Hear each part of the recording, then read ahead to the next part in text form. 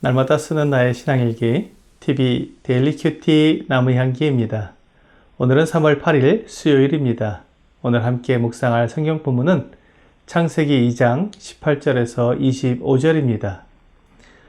여호와 하나님이 이르시되 사람이 혼자 사는 것이 좋지 아니하니 내가 그를 위하여 돕는 배필을 지으리라 하시니라.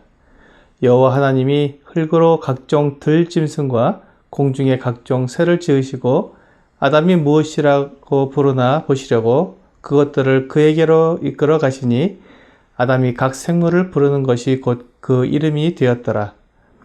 아담이 모든 가축과 공중의 새와 들의 모든 짐승에게 이름을 주니라.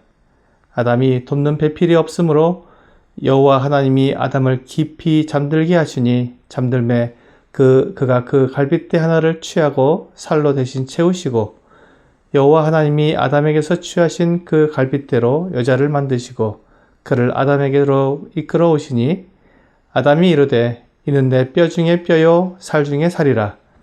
이것을 남자에게서 취하였은즉 여자라 부르리라 하니라. 이러므로 남자가 부모를 떠나 그의 아내와 합하여 둘이 한 몸을 이룰지로다. 아담과 그의 아내 두 사람이 벌거벗었으나 부끄러워하지 아니하니라. 오늘 본문은 우리가 사는 사회가 어떻게 시작되었는지를 말씀해주고 있습니다. 우리가 사는 사회는 가정을 단위로 구성되어 있습니다. 즉, 결혼이라는 과정을 통해 한 가정이 이루어지고 그 가정들이 모여서 사회가 이루어지는 것입니다. 그래서 어떤 민족, 어떤 국가이든지 이 가정이 깨어져서는 바로 설 수가 없습니다. 가정이 바로 서기 위해서는 가정이 어떻게 만들어졌는지 그 시작을 알아야 합니다. 가정이 세워지는 원리를 알면 올바른 가정을 세울 수 있기 때문입니다. 본문 18절에서 하나님은 사람이 혼자 사는 것이 좋지 않다고 말씀하셨습니다. 하나님은 한 분으로서 완전하고 조금도 부족함이 없기 때문에 하나님의 형상을 따라 지음받은 사람도 혼자였습니다. 하지만 사람은 하나님이 아니기 때문에 혼자 사는 것이 좋지 않다고 하나님께서 말씀하셨습니다. 창조의 첫날부터 마지막 날까지 하나님은 지으신 모든 것을 보시고 좋았다고 말씀하셨는데 사람이 혼자 사는 것은 좋지 않다고 말씀하신 것입니다. 하나님은 사람이 생육하고 번성하도록 만드셨기 때문에 혼자서 살아가는 것은 좋지 않았던 것입니다. 그래서 하나님께서 사람에게 돕는 배필을 지으리라고 말씀하셨습니다.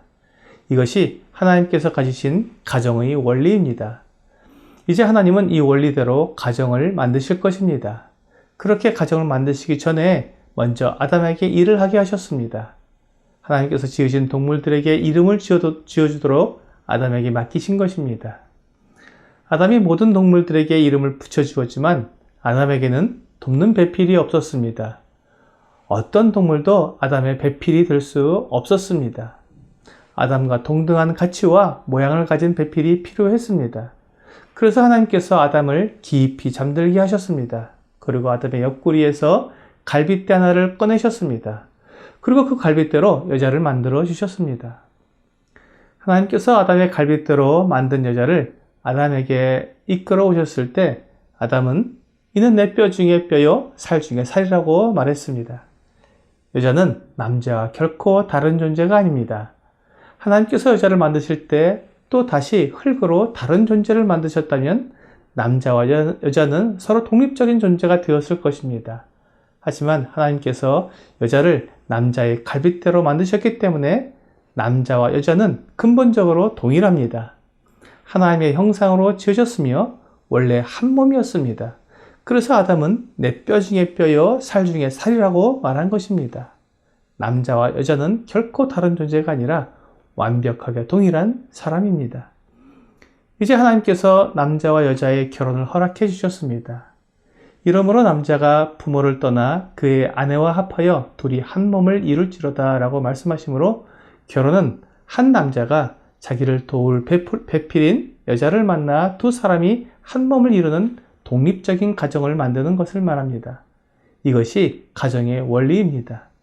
하나님께서 세워주신 가정은 남자와 여자가 한 몸을 이루는 것입니다. 결코 남자와 남자 또는 여자와 여자가 만나서 이루는 것은 하나님께서 계획하신 참된 가정의 모습이 아닙니다. 그리고 남자와 여자가 만나서 한 몸을 이루는 것이기 때문에 일부 일처가 되어야 합니다.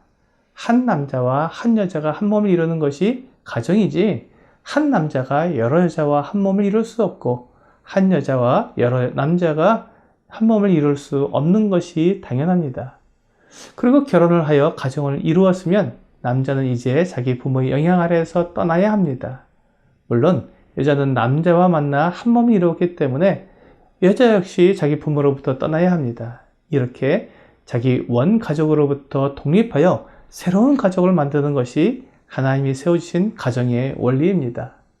결혼한 후에도 남자나 여자가 자기 원 가족으로부터 독립하지 못하고 계속 영향 아래에 있는 것은 올바른 가정의 모습이 아니며 건강한 가정이 될 수 없습니다.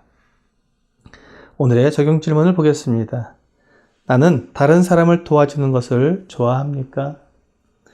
남자와 여자가 만나서 한 몸을 이룰 수 있는 기초는 서로 돕는 자가 되는 것입니다. 하나님은 서로 도우라고 남자와 여자를 만들어 주셨습니다. 특히 여자는 남자를 도와줘야 합니다. 그런데 어떻게 도와야 할까요? 그것은 남자가 하나님의 뜻을 이루고 하나님의 계획대로 섬기며 살아갈 수 있도록 도와야 합니다. 성경에 보면 아내가 남편을 제대로 돕지 않고 오히려 남편이 하나님과 멀어지도록 만드는 아내가 있습니다. 그것은 아내의 본분을 제대로 이행하지 않은 것입니다. 또한 남편은 아내가 하나님을 믿고 올바르게 신앙생활을 하도록 이끌어줄 의무가 있습니다.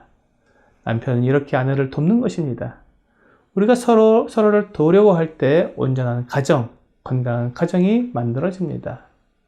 오늘 아내나 남편에게 나를 섬겨야 한다고 고집하거나 육체의 욕심을 따르는 잘못된 길로 가게 만드는 어리석은 배우자가 되지 않고 오직 하나님께서 남편과 아내에게 주신 바른 책임을 다하여 서로를 돕는 여러분과 제가 되기를 주 예수님의 이름으로 기도합니다.